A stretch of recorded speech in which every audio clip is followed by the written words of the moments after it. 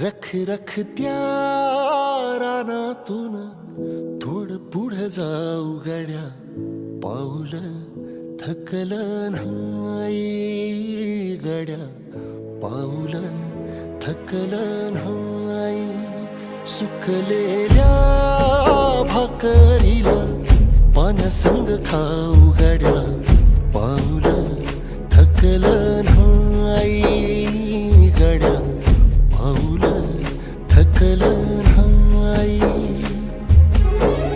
झालो बरबाद जरी बसला घाव उरी, गलेची आग सार जाळून विजाईना.